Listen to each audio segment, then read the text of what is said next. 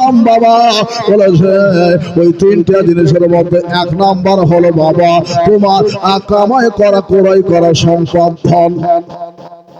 মরার পরে পরে তোমার সাথ ছাড়বে নাকি? মরে গেলে আপনার টাকা আপনার লাই, আপনার কি টাকা আপনার হবে? বাড়িটা আপনার হবে? মরে গেলে আপনার বাড়িতে ভাগ বাটোয়ারা শুরু হয়ে যাবে। টাকা পেলেতে বাবা ভাগ বাটোয়ারা শুরু হয়ে যাবে। বেটি বলবে আমার, বেটা বলবে আমার, মা বলবে আমার, বাবা গো সবাই আপনার জিনিসগুলো নিয়ে কালাকারে শুরু করে দেবে। চাঁদের মনে রাখবে বাবা ও বেরাদার রসুলাম বছর সময় আপনার কামাই করা টাকা পয়সা আপনার সাথ ছেড়ে দেবে বাবা। আমার নবী বলেন বেরাদার রসুলাম যখন তোমার টাকা পয়সা ছেড়ে দেবে আপনার বন্ধু বান্ধব এরা তোমার চলার সাথে বলার সাথে আপনার মরণের খবরটা শোনার পরে তাড়াতাড়ি করে ছুটে চলে আসবে। আসবে না? আসবে। তাড়াতাড়ি করে ছুটে আসবে আমার বন্ধু মরেছে, ভাই মরেছে, দাদা মরেছে, কাকা মরেছে, মা মরেছে, বেটি মরেছে, সবাই রিস্তা নিয়ে ছুটে আসবে। সবাই বলবে আমার আমার আমার বাবা মরে দেখো তোমার কেহ নাই, তোমার যিনি আছে তিনি সোনার মদিনায়। জোরে বল সুবহানাল্লাহ। তোমার যিনি আছে উনি আছে সোনার মদিনায়। আমার নবী পাক সাহেবে লালা সাল্লাম বলেন তোমাদের একটা সাথী হবে, ওটা হইল তোমাদের আমরা আমল কি করেছি? আমরা আমল করেছি সাল্লাল্লাহু আলাইহি সাল্লাম। নবীকে দরুদ পড়েছি, কিয়াম করেছি, সালাম করেছি, কোরআন তেলাওয়াত করেছি, নবী বলেছেন নামাজ পড়েছি। জোরে বলেন সুবহানাল্লাহ। আল্লাহর কোরআন বলেছে নামাজ পড়েছি। এই বেরাদার নবীর ফরমানকে আমরা মেনে নিয়েছি। এই বেরাদার মুসলিম তো আমল মানে নবী বাবা নবীকে আমরা হাসিল করেছি। এই কবরে যাবার পরে বড় সম্পদ হবে আপনার আমার নবী। জোরে বলেন সুবহানাল্লাহ। নবী হবে বড় সম্পদ। বেরাদার মাথায় রাখবেন বাবা কেউ সঙ্গের সাথী হবে না বাবা গো।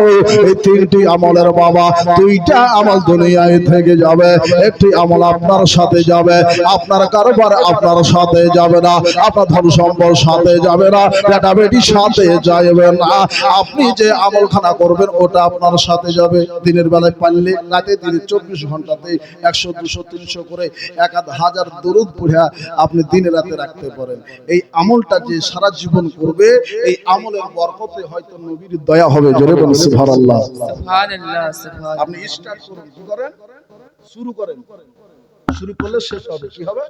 শুরু করলে শেষ হবে। আমরা বলি গাড়ির গাড়ি বলে কিন্তু আমল করি না, গাড়ির গাড়ি শুনি কিন্তু আমল করি না। চেষ্টা করবেন আমল করব। আমল যাবে সাথে, বাদ বাকি কিছুই যাবে না আপনার সাথে। একটা ডোরাও যাবে না, একটা সুতাও যাবে না, একটা জুতাও যাবে না। হে বিরাদার ইসলাম যদি আপনার আমার কিছু যায় তো আমল যাবে। আমল আমাদের সালেহা আমালে সালেহা ইখতিয়ার করতে হবে।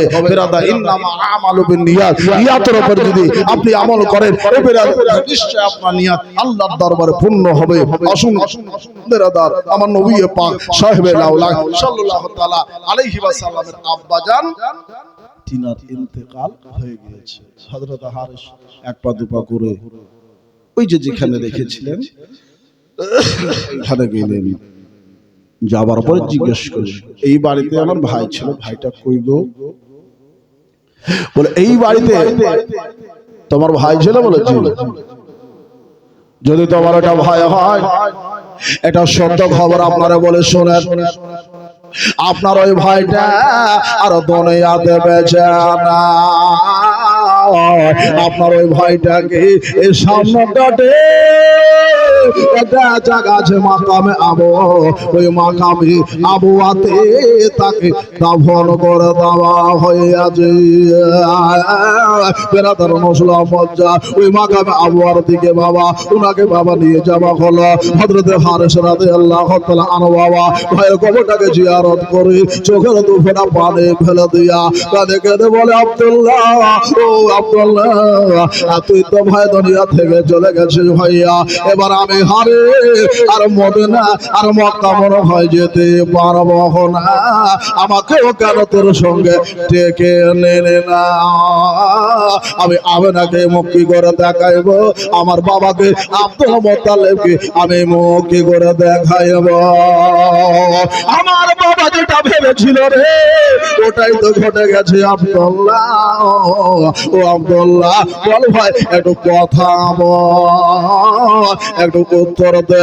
বাবা যারা কবরে চলে যায়, দুনিয়া থেকে চলে যায়, হাজার ডাকলেও তাদের সাড়া পাওয়া যায় না। কিন্তু যারা ইন্না আউলিয়া আল্লাহ মুত্তাকিন হবে, আল্লাহ ওয়ালা হবে, তারা জানো বাবা রূহের মাধ্যম দিয়ে রূহের সাড়া পায়, রূহের মাধ্যম দিয়ে রূহের সাড়া পায়। তারা হলো ওলি আল্লাহ, আউলিয়া। বেরাদার ইসলাম সবাই আমরা তো সেই মানুষ হতে পারিনি বুজুর্গ দোস্ত। এবার কি করলেন হযরতে হারেস রাদিয়াল্লাহু তাআলা আনহু বাবা চোখের দুফোঁটা পানি ভয়ের কবরে ফেলে দিয়া মুখটাকে বাবা মক্কার দিকে করে বাবা মাথাটাকে নত করে বাড়ির দিকে ফিরে চলে যাইতেছে। এবার বাড়িতে গেলে যাওয়ার পরে আমার জানাবে আব্দুল মুত্তালিব রাদিয়াল্লাহু তাআলা আনহু জিজ্ঞেস করেছেন বেটাবি, ও বেটা আব্দুল্লাহ, ও বেটা হারেস, আমার আব্দুল্লাহ কই? বলে আব্বা গো, আপনার আব্দুল্লাহ জীবনের মতো আর বাড়ি ফিরবে না, আপনাকে বাবা বলে ডাকবে না, আমাকে দাদা বলে ডাকবে না। কাবা শরীফে আব্দুল্লাহর চেহারা দেখা যাবে না, মক্কা নগরে গলিতে গলিতে আব্দুল্লাহকে আর পাওয়া যাবে না। ওই আব্দুল্লাহকে পেতে গেলে তাহলে হাসের মিজান মাঠে খুঁজে পাইতে হবে। আব্দুল্লাহ বিদায় নিয়েছে হুজুর, তার কবর খানাতে আমিও মাটি দিয়ে এসেছি হুজুর।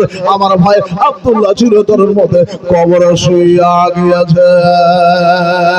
দাদা ভাই বুজুর্গ দোস্তরা ও মা বোনেরা, আমার আব্দুল্লাহ রাদিয়াল্লাহু তাআলা আনহু দুনিয়া থেকে বিদায় নিল। সবাই বলেন ইন্না লিল্লাহি ওয়া ইন্না ইলাইহি রাজিউন। আমার নবী মুস্তাফা সাল্লাল্লাহু আলাইহি সাল্লাম মাহারা মা জননের স্বামী হারা হলেন, আর আমার নবী মুস্তাফা যেন বাবা পিতা হারা হইয়া গেলেন, পিতৃহারা বাবা হইয়া গেলেন। এই দুঃখ, এই কষ্ট, এই বেদনা সারা মক্কাতে বাবা একজন হচ্ছে দুঃখের বন্যা নেমে গেল।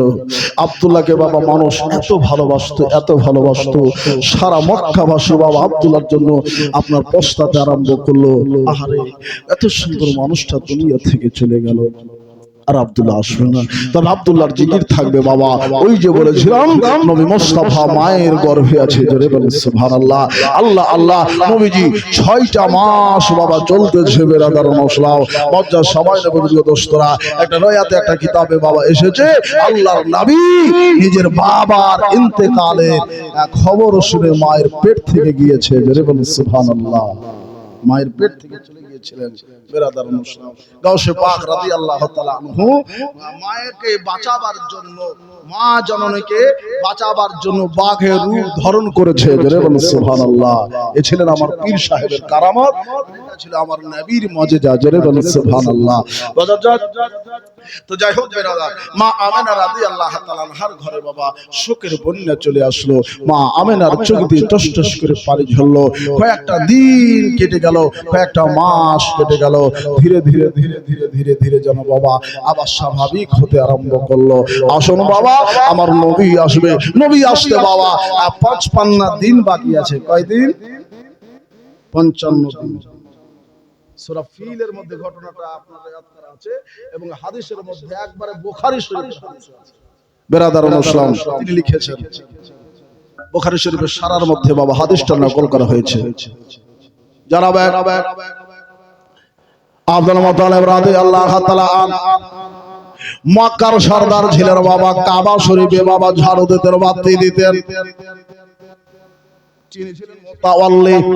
দেশের মুখিয়া ছিলেন বাবা, দেশের নেতা ছিলেন, সুফি সাহেব ছিলেন, আল্লাহ ওয়ালা ছিলেন, আল্লাহকে সব সময় ডাকতেন। এই আব্দুল মুত্তালিব বাবা আপনার চারা পানে নিয়ে বাবা কয়েকদিন ধরে আল্লাহর ঘরে নয় বাবা ওই গারে হিরাতে গিয়ে আল্লাহর বাবা জিকির করতেন। আল্লাহ আল্লাহ লা ইলাহা ইল্লাল্লাহ।